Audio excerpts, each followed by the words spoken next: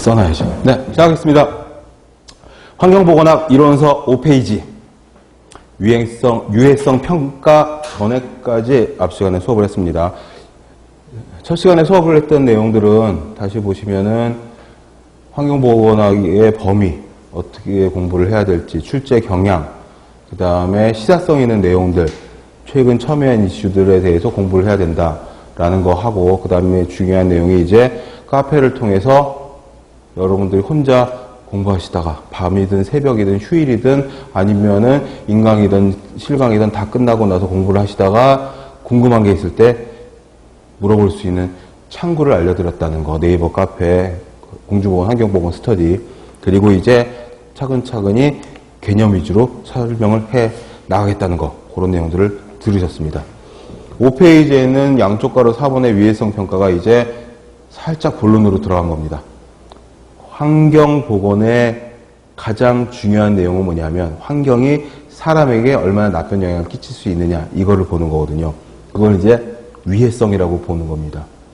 계속 말씀드리지만 첫 시간에도 얘기했지만 가습기 살균제 성분이라든지 PCB라든지 다이옥신이라든지 각종 환경호르몬 물질이라든지 발암물질 같은 것들이 예전에 수렵 생활을 하고 이럴 적에는 전혀 없던 그런 물질들인데 사람이 인구가 늘어나고 과학이 발달하고 산업화가 되고 그러다 보면서 쓰레기를 처리하게 되고 새로운 물질을 만들어내고 새로운 물질이 뭐죠? 석유화학 공업을 발달시키면서 거기서 나오는 플라스틱이나 고무 같은 것들, 물론 천연고무 이런 것들은 크게 문제가 안 되지만 천연고무가 수요가 부족하다 보니까 화학구조를 본따서 인공고무, 인공플라스틱을 만들어냈잖아요. 그런 것들이 전부 다 자연계내에 옛날엔 없었던 것들인데 새로 생긴 것들인데 처리가 잘 안 되는 그런 물질이어가지고 사람한테 해를 끼치고 있는 거기 때문에 그런 물질들이 얼마나 사람에게 위험한지, 환경에 얼마나 나쁜 영향을 끼치는지 이런 것들을 보는 게 위해성 평가고요. 이 위해성 평가에 4가지 단계가 있어서 일단 요거를 필기를 하시라고 제가 미리 써놨습니다. 물론 뒤에도 나오는데 뒤에 책에 나오는 부분들이 있긴 있으되 진도를 나갈 적에 나올 때마다 한 번씩 교재의 빈칸이라든지 아니면 다른 연습장 같은 데 적어두시면서 공부가 또 되는 거거든요. 첫 번째는 환경에 있는 어떤 물질이 위험한지 않은지 우선 위험성을 확인하는 게 첫 번째 단계입니다. 그래가지고 위험성이 확인이 되면 위험성 결정을 하는 단계가 되겠죠.